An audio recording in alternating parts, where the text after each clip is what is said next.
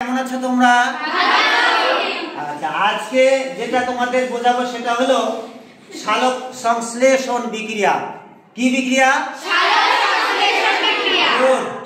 এই সালোক সংশ্লেষণ বিক্রিয়ায় পৃথিবীর যত উদ্ভিদ আছে, গাছপালা আছে, সব কিছু কিন্তু তৈরি হয়। আমরা দেখেছি একটা বটের গাছ যখন এতটুকু থাকে, ছোট্ট থাকে, সেই বটের গাছ ধীরে ধীরে ধীরে ধীরে পাতা ডালপালা চারিদিকে কি হচ্ছে, ছড়াচ্ছে। ছড়িয়ে কি হয়, এক সময় বড় হয়, ঠিক না? তো এই গাছগুলো যখন বিশাল বড় আকৃতির হয়, কিভাবে বড় হয় সেটা আমাদের অবশ্যই কি জানতে ইচ্ছা করে না? তো কিভাবে বড় হয় সেটা দেখো। প্রথমে গাছের যে শিকড়, এগুলো দেখতে পাচ্ছ, শিকড় বা মূল, মূলের এগুলোর নাম শাখা মূল। কি নাম?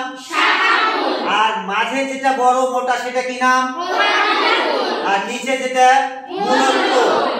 এখন মাটির ভিতরে যে অজৈব পদার্থ আছে, অজৈব পদার্থ, সে অজৈব পদার্থ বা খনিজ লবণ, সে খনিজ লবণ গুলা কি কি? আমরা যে সার ছিটাই, সার দিই প্রতিটা গাছে, এই সারের মধ্যে নাইট্রোজেন থাকে, ফসফরাস থাকে, পটাশিয়াম থাকে, সালফার, ম্যাগনেসিয়াম এবং আয়রন। এবারে এই জিনিসগুলাকে কি বলবো আমরা? খনিজ লবণ। কি খনিজ লবণ? এই খনিজ লবণ কোথায় থাকে? মাটির ভিতরে। এই মাটির ভিতরে যে পানি, পানির সাথে তাহলে খনিজ লবণ কি হয়? মিশে যায়। মিশে যাওয়ার পরে শিকড়ের মাধ্যমে কি হয়? উপরের দিকে উঠে। উপরের দিকে যে উঠে এই খনিজ লবণ গুলা কি কি বলতো? Nitrogen, phosphorus, potassium, sulphur, magnesium, iron, তাই না? এই খনিজ লবণ গুলা উপরের দিকে যখন উঠে, উঠার যে পদ্ধতি, কিভাবে উঠে সেটা কিন্তু আমি লিখে দিয়েছি, দেখো, কৈশিকতা পদ্ধতিতে। কৈশিকতা পদ্ধতি কি? চিকন নল দিয়ে উপরে যেটা উঠে সেটাকে আমরা বলি কি? কৈশিকতা। আর আরেকটা পদ্ধতি কি? অভিস্রবণ। অভিস্রবণটা কি? অভিস্রবণ হচ্ছে পাতলা মাধ্যম থেকে ঘন মাধ্যমে ঢুকলে সেটাকে আমরা বলি অভিস্রবণ।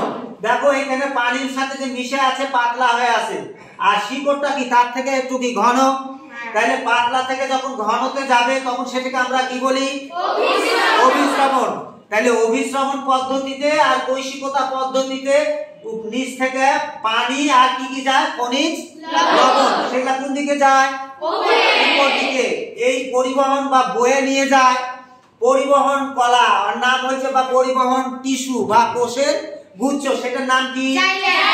Xylem tissue. সেটা বয়ে নিয়ে যাচ্ছে উপর দিকে, ঠিক আছে, বাকলের মাধ্যমে গাছে, তাই না? আর এরপর নিয়ে যায় চারিধারে পাতায় ডালপালায় ছড়িয়ে দেয়। ছড়িয়ে দেওয়ার যে টিস্যু কাজ করে সেই টিস্যুর নাম হলো ফ্লোয়েম টিস্যু, ঠিক আছে? তাহলে ফ্লোয়েম টিস্যু পাতায়, পাতার শিরা, উপশিরায় এবং এই যে শাখা প্রশাখা, এগুলোতে কি করে? ছড়িয়ে দেয়। আচ্ছা, ছড়িয়ে দিল। এবার ওই যে পানি আর খনিজ লবণ গেল, যাওয়ার পর পাতার নিচে কতগুলা ছিদ্র থাকে, ওই ছিদ্রগুলো আমরা খালি চোখে দেখতে পাই না, কিন্তু আমরা যদি মাইক্রোস্কোপ যন্ত্রের মাধ্যমে দেখার চেষ্টা করি, অবশ্যই একটা পাতা ছিঁড়ে যদি মাইক্রোস্কোপ যন্ত্রে দাও তাহলে তুমি অবশ্যই দেখতে পাবে, ঠিক আছে? দেখতে পাবে যে অসংখ্য কি আছে? ছিদ্র আছে। এখন ওই ছিদ্র দিয়ে কি বের হচ্ছে? জলীয় বাষ্প আর ওই খনিজ লবণ গুলা মিক্সচার অবস্থায়, তাই না, বের হচ্ছে জলীয় বাষ্প। দেখো H2O, এটা হচ্ছে জলীয় বাষ্পের কি সংকেত। এই H2O এর সাথে কার্বন ডাই অক্সাইড মিশছে। এই কার্বন ডাই অক্সাইড আবার কোথায় থাকে? বাতাসের সাথে। এই কার্বন ডাই অক্সাইড ধাক্কা দিচ্ছে ওই ছিদ্রগুলোতে। ছিদ্রগুলোকে বলা হয় কি? পত্ররন্ধ্র।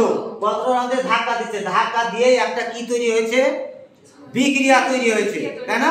সেই বিক্রিয়াটাকে আমরা বলবো সালোক সংশ্লেষণ বিক্রিয়া, ঠিক আছে?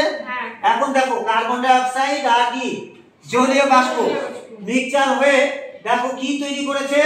শর্করা তৈরি করেছে আর অক্সিজেন, তাই না? তাহলে গাছ আমাদেরকে কি দেয়? অক্সিজেন। শর্করা, অক্সিজেন। শর্করা মানে যে ডালপালা আর কচি পাতা, কুশি পাতা আমরা বলি না গ্রামের ভাষায়, সেটা হচ্ছে কচি পাতা, যেটাতে চাপ দিয়ে কি হয়? একটু পিচ্ছিল আকার দেখা যায় না? আগার পাতা যেগুলো, আগাছার, সেই আগাছার পাতাগুলো ধীরে ধীরে ধীরে ধীরে কি হয়? বড় হয়। এভাবে তো গাছ বড় হচ্ছে। তাহলে সেটাকে আমরা কি বলবো? শর্করা বলবো। শর্করার সঙ্গে C6H12O6। আর কি দেয় গাছ আমাদেরকে? অক্সিজেন, তাই না? যে অক্সিজেন আমরা নাক দিয়ে কি গ্রহণ করি করে আমরা বেঁচে থাকি, তাই না? তো তাহলে আজকে দেখো আলোচনা যেটা করা হলো সেটা কি, সালোক সংশ্লেষণ বিক্রিয়ায় কি তৈরি করে উদ্ভিদ, শর্করা জাতীয় খাদ্য যেটা খেয়ে আমরা বেঁচে থাকি। ঠিক আছে?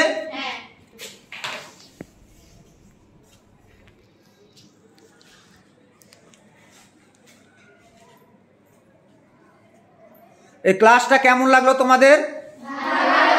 আচ্ছা, আজকে যারা যারা এই ক্লাসটা দেখলে বাসায় গিয়ে যারা বুঝতে পারবে না, ঠিক আছে, তারা আমার আইডি থেকে, ফেসবুক আইডিতেও আছে এটি ফিটু বিশ্বাস, আবার তোমার ইউটিউব আইডি তো আছে, ইউটিউব আইডি হচ্ছে এটি ফিটু বিশ্বাস। ঠিক আছে?